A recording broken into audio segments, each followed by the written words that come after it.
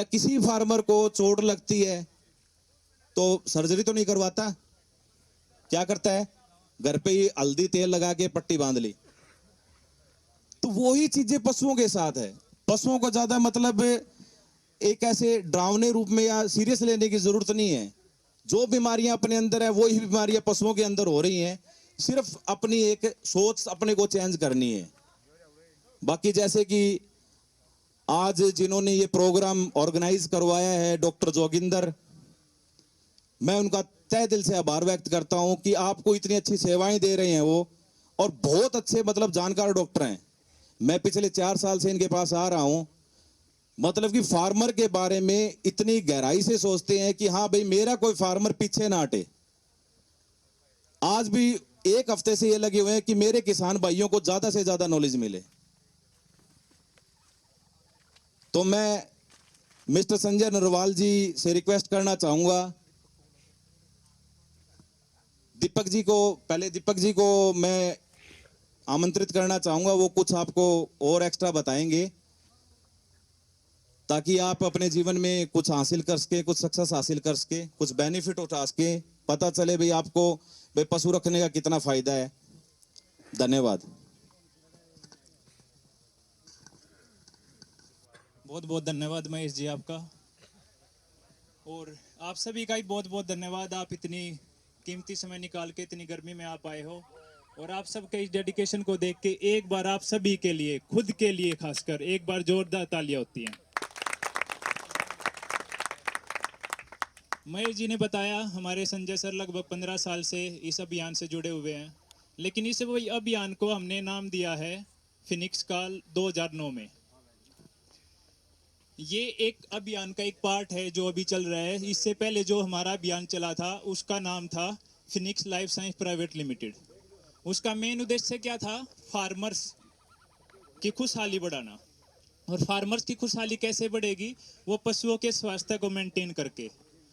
अपने आप को समर्पित कर दिया था इस कंपनी ने 2009 में ही कि हम पशुओं के स्वास्थ्य के लिए, किसानों की खुशहाली के लिए और जो पशु चिकित्सक हैं उनके सम्मान के लिए अपने आप को समर्पित करते हैं, और उनके साथ खड़े रहेंगे, उनके लिए लड़ते रहेंगे जब तक उनको सम्मान और पशुओं को स्वास्थ्य नहीं मिल जाता। और हमारे इस अभियान को सराहा भी गया है, वर्ल्ड लेवल पे भी सराहा गया है। 2017 में वर्ल्ड आइकन अवार्ड मिला है फिनिक्स को बैंकॉक में। नेक्स्ट ईयर सेम अवार्ड फिर से रिपीट हुआ है, यानी कि लगातार 3 साल से हम वर्ल्ड आइकन अवार्ड ले रहे हैं। इस अभियान को आप लोगों के बीच एक नए रूप में लेके आए हैं जो पशुपालन जन जागरण अभियान है। इस अभियान का मेन उद्देश्य क्या है, इस अभियान का मेन उद्देश्य जो है महेश जी ने आप लोगों को मैक्सिम बता ही दिया है कि इस अभियान का मेन उद्देश्य क्या है, आप लोगों को ज्यादा से ज्यादा जागरूक करना। क्योंकि जब इंसान का लाइफस्टाइल चेंज हो चुका है तो पशुओं का भी लाइफस्टाइल चेंज हो चुका है। जब हम अपना खाना चेंज कर रहे हैं, अपने रहन सहन को चेंज कर रहे हैं, तो अब हमें अपने पशुओं के खाने और अपने पशुओं के रहन सहन को भी चेंज करना पड़ेगा। और वो कैसे चेंज होगा और उसमें कौन सी चीज चेंज करने की जरूरत है, कौन सी चीज नई लेके आने की जरूरत है, वो बताएंगे आप लोगों को हमारे संजय सर। एक बार जोरदार तालियों के साथ स्वागत करते हैं मिस्टर संजय नरवाल जी का। धन्यवाद दीपक जी। आप सभी को राम राम। आप सभी किसान भाइयों को राम राम। हो सकता है जी आवाज नहीं पहुंची आप तक। देखो, हम आपस में डिस्कस करेंगे ना तभी मजा आएगा। हमारी क्या क्या समस्या है उसका समाधान आपको मिले। इसके अलावा मैं आपको एक चीज बता दूं, हम यहाँ कोई भी चीज बेचने नहीं आए। बेचने आते तो यहाँ स्टॉल लगा के खड़े होते जी ये इतने का डिस्काउंट है, इतने का ये चीज है। तो हमारा मोटो किसी भी चीज को बेचना नहीं है, हमारा मोटो आपको जागरूक करना है। और जैसे कि आपको बताया कि मैं इस लाइन से 15 साल से नहीं 18 साल से जुड़ा हुआ हूँ। और जब इस लाइन के अंदर स्टार्टिंग में मैंने जब एंट्री की तो फादर साहब ने एक ही चीज कही थी कि फादर साहब भी वेटनरी प्रोफेशन से हैं, वीएलडी से रिटायर हुए हैं, कि हमारे अंदर कोई खुशबू नहीं आती है, हम पशु को अच्छी मेडिसिन लगा के जाएंगे तो फार्मर हमें दोबारा से बुलाएगा। और दोबारा से बुलाएगा तो जो है चीज तो रिजल्ट में देना है। न चाहे 2 रुपए महंगी चीज हो लेकिन रिजल्ट होना चाहिए। और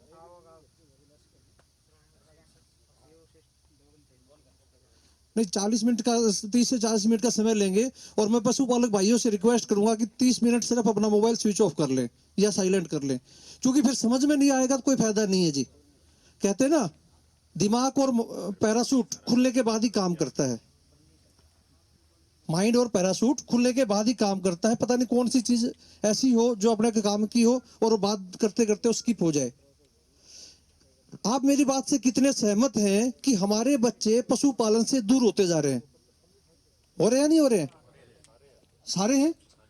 हमारे पशुओं में बार बार फिरने की समस्या है या नहीं है? हाथ उठा के बताएंगे, ज्यादा समझ में आएगा, है ना जी। और थनैला रोग की वजह से हमारे पशु की कीमत 50% कम हो जाती है, मानते हैं? तो ऐसी 8-10 बीमारियां हैं जिनका पशुपालक को जानकारी होनी चाहिए, और वो क्यों होती है उसका रीजन मालूम होना चाहिए। पहली चीज तो हमारे बच्चे पशुपालन से दूर क्यों होते जा रहे हैं, जानना चाहोगे आप लोग? वो जानकारी ये है कि हमारे बच्चे आज पढ़े लिखे हैं या पढ़ लिख रहे हैं। क्यों? हमने देख लिया कि खेती से, पशुपालन से उतना फायदा नहीं हो रहा, बच्चों को कहीं नौकरी कर लेंगे तो ज्यादा फायदा ले सकते हैं, यही सोच रहे हैं। लेकिन बच्चे कैलकुलेशन करते हैं, हम कैलकुलेशन में थोड़ा सा करते नहीं है। कमजोर तो नहीं कहूंगा, करते नहीं है। हम सोचते हैं सब कुछ घर का ही है, अपने पशु ने खाना है, जितना खवाएंगे उतना आउटपुट निकलेगा। मैं आपको एक छोटी सी कैलकुलेशन करके बताता हूं। आने के टाइम 3 से 4 साल ले लेता है, बार बार फिर रहे पशु, नए दूध करवाया, एक बार करवाया, 2 बार करवाया, नहीं डटता है। समस्या है ये। तो इस समस्या का समाधान क्या हो, स्थायी समाधान आपको बताऊंगा। और आप किसी भी चीज को यूज करोगे, आप खुद भी वो चीजें फार्मूला तैयार कर सकते हो। मैं एक कैलकुलेशन देखता हूँ कि हमारा पशु जब खार की बार भैंस या जो बैठ की ब्याती है, उस पे हम कितना खर्चा करते हैं। अब भैंस ज्यादा पालते हैं तो भैंस के बारे में ही डिस्कस करेंगे।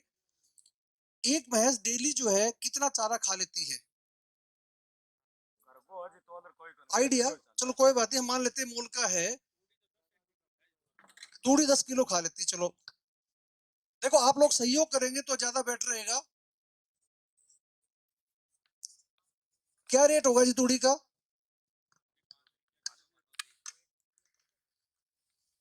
5 रुपए किलो। क्विंटल के भाव में ले, यदि निकलती है उस टाइम तो 350 के आसपास मिल जाती है,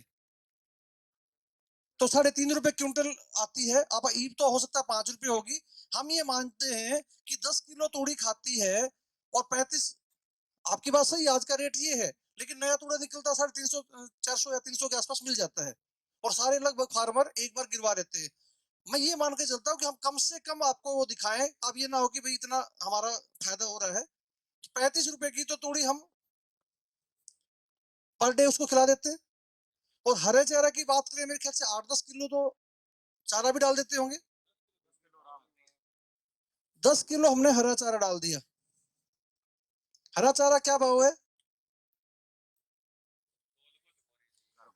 नहीं, बाजार में आप बेच के आते लेते हैं, क्योंकि हम जब अब तो भैंस रखनी बंद कर दी है, लेके आते थे 80 रुपए क्विंटल। लेकिन वो मंडी में बिकता है जी, जब आप धड़ी के हिसाब से लेके आओगे तो वो और महंगा हो जाता है। हाँ जी, 3-3.5 रुपए। 3 रुपए किलो लगाए तो 10 किलो, अप्रोक्सीमेट 10 से 15 किलो करेंगे, तो 30 रुपए मान ले, 30 से 35 रुपए के आसपास हरा चारा पड़ जाएगा। अब हरा चारा भी डाल रहे हैं, तूड़ी भी डाल रहे हैं, लेकिन सूखी तूड़ी तो नहीं डालेंगे। तो उसके लिए आप, और नहीं तो कम से कम आटे का चून है या चूरी है, खड़ है, कुछ ना कुछ तो डालेंगे। और ठीक बात है। तो चोकर की बात करें या 30 रुपए का मान ले, 30 सुबह शाम में 30 रुपए का तो खिला देते होंगे, 50 रुपए खा लेता है। मैं आपको एक छोटी सिंपल सी कैलकुलेशन दिखाना चाह रहा हूँ, 30 रुपए का ही खाता है, तो एक दिन का खर्च एक पशु का कितना होगा जी? 100 रुपए एक दिन का खर्च हुआ। और 365 दिन के अंदर हम बात करें, 36,500 रुपए का हो गया। और यदि इसको 3 से मल्टीप्लाई कर दिया जाए, 3 साल की कैलकुलेशन करनी है,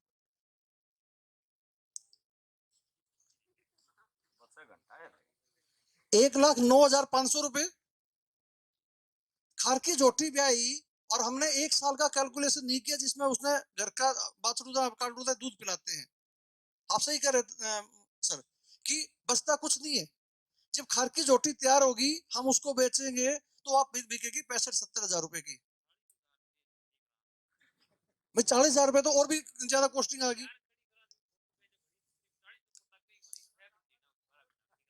बिल्कुल बिल्कुल सही कह रहे हो आपकी ये समस्या बिल्कुल जेन्युइन है। आप बिल्कुल सही कह रहे हैं। इस समस्या का समाधान क्या है? इस समस्या का यदि स्थायी समाधान हो और आपको फायदा हो तो बच्चे भी इसमें इंटरेस्ट लेंगे नहीं लेंगे जी?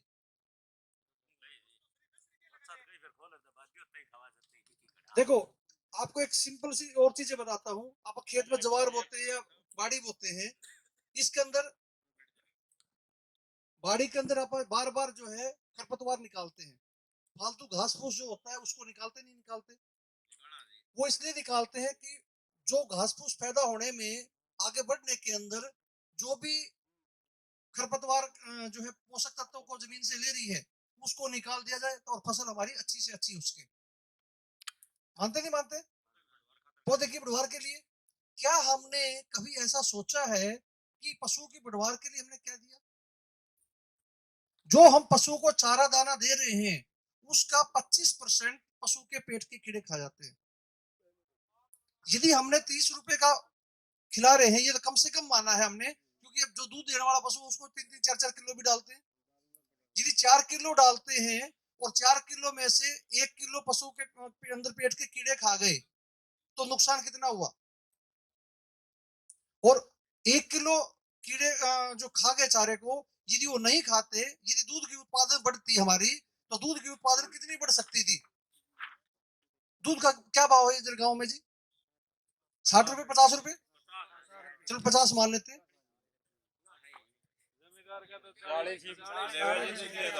चलो कोई बात नहीं, 40 मान लेते जी। आपका जो भी वो है, हम एक कैलकुलेशन आपको दिखाना चाह रहे हैं, आप देखना। कोई कोई बात नहीं जी। देखो मेरा, देखो ना तो मैं आपका दूध खरीदने आया जी, मैं तो आपको एक कैलकुलेशन बताने आया हूँ कि क्या है। हम एक चीज देखें, यदि अपना 40 रुपए लीटर दूध भी बढ़ता है और 40 रुपए लीटर दूध एक दिन का बढ़ा तो 3 दिन के अंदर 1200 रुपए का फायदा हो गया। इसको और भी कम कर लो, हम तो ये कहते हैं आधा किलो दूध बढ़ा, 500 ml दूध बढ़ता है और 20 रुपए का दूध भी बढ़ा तो 30 दिन के अंदर 600 रुपए का और 3 महीने के अंदर 1800 रुपए का आपको फायदा हो गया। और यहाँ पे नुकसान कितना हो रहा था? यहाँ पे आपको नुकसान हो रहा है लगभग 40,000 रुपए का।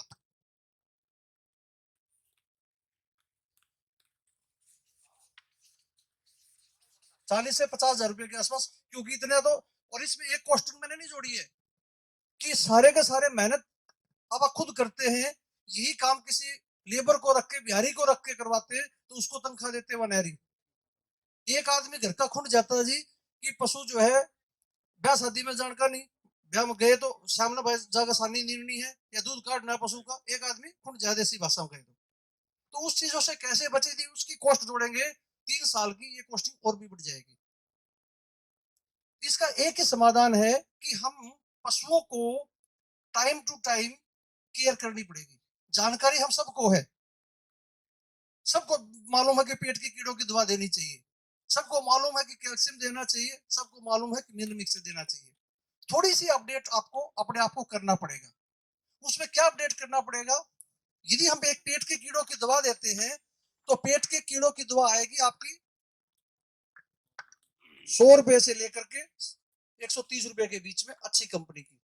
आप किसी भी अच्छी कंपनी से आप लोगे तो आपको मालूम होना चाहिए कि किस कंपनी की दवा लेनी है और नाम से आप मांगेंगे उस चीज का फायदा होगा। वही बता रहा हूँ जी अभी। क्यों? क्योंकि पेट के कीड़ों की दवा यदि आप दुकान पर जाके कह दो जी पेट के कीड़ों की दवा दे दो, यदि अपने को जानकारी नहीं है तो हम वो कोई भी चीज दे देगा, हम उसको लेकर के आ जाएंगे। और यदि हमें मालूम है कि मेरे को भैया चीनी चाहिए तो कौन से प्लांट की चाहिए, एक ही दुकान के अंदर जाओगे आप, चीनी के 5 रेट मिलेंगे, क्लैरिटी के वाइज भी मिलेगी, ब्रांड वाइज भी उसका रेट मिलेगा, कौन सी चीज कितनी दूर से आई उसका किराया भी लग के मिलेगा, और उसी हिसाब से उसकी कॉस्टिंग रहती है। यानी कि 100-125 रुपए की दवा दे करके हम अपना 1800 रुपए का फायदा कर सकते हैं। और एक पेट की कीड़ों की दवा 3 महीने के बाद ही देनी चाहिए। छोटा जब काफ झोटी भी आती है, महज भी आती है, उसको 10 से 15 दिन के बाद पहली पेट की कीड़ों की दवा देनी चाहिए, और उसके बाद 20 से 30 दिन के अंदर देनी चाहिए। और तीसरी जो खुराक है 30 से 45 दिन के अंदर देनी चाहिए। पहली बार 15 दिन बाद, उसके बाद जो है 20 से 30 दिन के बाद, और उसके 30 से 45 दिन के बाद, और उसके बाद हर पेट की कीड़ों की दवा 3 महीने बाद देनी चाहिए। और कोई भी पेट की कीड़ों की दवा जो है बार बार नहीं देनी चाहिए, उसको रिपीट करते रहना चाहिए, चेंज करते रहना चाहिए। क्योंकि एक ही चीज हम बार बार खाएंगे तो जो है हम उसके हैबिचुअल हो जाएंगे, वो काम करना बंद कर देंगे। खेती में भी देखते हो कि कोई भी एक पेस्टिसाइड आप डाल रहे हो तो बार बार उसका रिजल्ट आना बंद हो जाता है, तो आपने चेंज करके उसको देना है। और इससे क्या होगा कि जो पेट के कीड़े हैं, क्योंकि वो क्या है कि सीधे ये नहीं कि आपने 4 किलो बखर खिलाया और मुंह में पेट में जो है मुंह पाए खड़े हैं कि जैसे चारा आया उसको खा लिया। जब वो हजम होकर के जब उसका कस बन जाता है, आंतों के अंदर उसकी एब्जॉर्प्शन होती है, उस कस को पी लेते हैं, जो कि 1 किलो के अंदर बहुत कम मिलता है। यदि वो पेट के कीड़े मर जाएंगे, वो चारा दाना हमने जो भी दिया है उसका कस जो है आंतों में एब्जॉर्ब होगा, तो उसका रिजल्ट ऑटोमेटिक एक्स्ट्रा आएगा। और आप तीसरे दिन से ही उसका असर देख सकते हो कि हाँ पेट के अंदर कीड़ों की दवा दी है। उसके लक्षण क्या क्या है? पेट के कीड़ों के लक्षण है कि आंखों से नीड आ रही है तो हमें पता चल जाता है कि हाँ पशु की आंखों में नीड आ रही है, पानी आ रहा है, इसके पेट में कीड़े हैं। या पशु के गोबर में बदबू आ रहा है तो हमें चल जाता है कि पशु के पेट में कीड़े हो गए हैं। हम तो डॉक्टर के पास तभी जाते हैं जब हम या तो पशु चारा दाना छोड़ देता है या पशु दूध देना कम कर देता है। अदरवाइज हम डॉक्टर की सलाह नहीं लेते। वो इसलिए नहीं लेते कि डॉक्टर के पास जाएंगे 100-200 रुपए लेगा, फ्री में वो भी नहीं देखा। ठीक है जी, क्योंकि 200-400 रुपए के चक्कर में हम नहीं जाते हैं और हमें उसका जानकारी नहीं होती। तो ये छोटी छोटी जानकारी यदि आपको मालूम होगी तो आपको डॉक्टर के पास 200-400 रुपए भी बचेंगे, और आप खुद भी अपने पशु को ला करके पेट की कीड़ों की दवा दे सकते हैं। और कोई भी डॉक्टर सुबह ये नहीं सोचता कि आज जो है मेरे पास कितने ग्राहक आएंगे। कोई डॉक्टर नहीं सोचता है कोई कितना बड़ा जो है प्रोफेशन में हो, कोई किसी की उसके बारे में नहीं सोचता है। मैंने 2 साल का डिप्लोमा किया और मेरा इंटरेस्ट नहीं था प्रैक्टिस के अंदर, मेरा हमेशा मार्केटिंग में इंटरेस्ट रहा है। भी ज्यादा से ज्यादा लोगों तक ये चीज पहुंच करके जानकारी दी जाए। कि फादर साहब की प्रैक्टिस जो है तुसाम और इस एरिया में रही है, तो उस एरिया में 15-20 गांव में 25 गांव में अच्छी मार्केट है। तो फादर साहब भी चाह रहे थे कि मैं भी प्रैक्टिस करूं। हर बाप चाहता है कि उसका बेटा भी वही काम करे और अच्छा नाम कमाए। तो माँ जी आप तो 20 गांव में 25 गांव में 30 गांव में तो आपकी पहचान है, तो मेरे को तो बहुत बड़े लेवल पे काम करना है और लोगों को ऐसा करना है कि लोगों को ज्यादा से ज्यादा रोजगार मिल सके और उनको आगे बढ़ाया जा सके। तो उसी चीज में फिर मैं 2003 में मार्केटिंग में आ गया था और इस लाइन को आगे बढ़ा रहे हैं। इसके बाद पेट के कीड़ों की दवा आप नाम से मांगोगे तो मेडिकल स्टोर वाला नकली दवाई नहीं देगा, वो कहेगा कि इसको मालूम है। क्योंकि मालूम नहीं होगा तो वो कहेगा कि ताऊजी, वो ये भी कहेगा ताऊजी या नहीं दूसरी ले जा बढ़िया है। क्यों वो कोशिश करेगा जिसमें उसको 30-40 रुपए बचेंगे, क्योंकि अच्छी जो कंपनी की दवाई है उसको 10% से ज्यादा नहीं बचता है। और 10% 12% का मार्जिन रहता है एक रिटेलर का। और आपको वो खुश करने के लिए जिसकी जो उसको 50 रुपए 60 रुपए बचेंगे, उसमें आपको 30 रुपए कम भी कर देगा। आप भी राजी हो गए 30 रुपए सस्ती दे रहे तो। आप गवर्नमेंट हॉस्पिटल में दवाई लेके आते हैं, कितनी काम करती है? नहीं काम करती है, क्योंकि वो रिजल्ट जो है ना वो बीच में चला। तो मिनरल मिक्सचर उन्होंने बताया जी 14 रुपए किलो। मैं 14 रुपए तो आटा भी नहीं है, उन्होंने दूसरी कंपनी दे रही है। मैं फिर वो मिट्टी खिलाने का फायदा क्या है भाई? 1 रुपये 50 पैसे की थैली भी आएगी, किराया भी लगेगा, भाड़ा भी लगेगा, सारी चीजें। फिर उन्होंने 30-35% उसमें एडजस्टमेंट भी, कमीशन भी चाहिए। जी हमने ऐसा काम नहीं करना। हम तो फार्मर के पास डायरेक्ट जाकर के उसको अवेयर कर देंगे कि ताकि जो है उसको बेनिफिट मिल सके। अब समस्या आती है कि पशु बार बार फिर क्यों रहा है, ये भी समस्या है।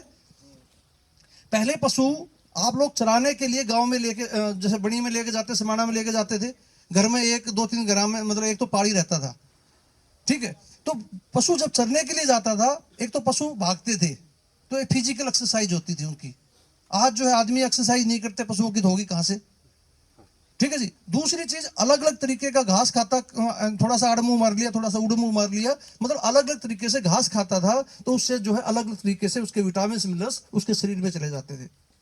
अब हम एक ही खेत से उसको ज्वार बो रखी थी जवार खिला रहे हैं, बरसम बो रखी थी बरसम खिला रहे हैं, और उसके अंदर भी पेस्टिसाइड हम यूज कर रहे हैं, उसको आगे बढ़ाने के लिए यूरिया डाल रहे हैं, तो वो कहीं ना कहीं शरीर में जाकर के नुकसान करता है। आज लेडीज प्रेग्नेंट होती है, अपनी माता बहनें प्रेग्नेंट होती है, डॉक्टर पहले दिन से उसको बेड रेस्ट बता देता है, और एक में तो गवर्नमेंट ने कानून ऐसा बना दिया कि जो है वैसे कुछ नहीं कह सकते, और ना भी कुछ होगा तो सुसरा डाले जो है कह देंगे तुमने हमारी छोरी, ठीक है जी। तो अब मैं था कि सप्लीमेंट उसको शुरू दिन से चलते हैं। हम पशु के लिए क्या चीज देते हैं, पशु जब ज्ञापन होता है उसको 6 से 7 महीने तक तो आप नॉर्मल डाइट रखिए, लेकिन हम जैसे पशु ने दूध कम कर दिया, पशु नाट जाता है दूध देने से, टल जाता है, तो हम उसकी खुराक बंद कर देते हैं, जबकि उसको उस टाइम खुराक की ज्यादा आवश्यकता है।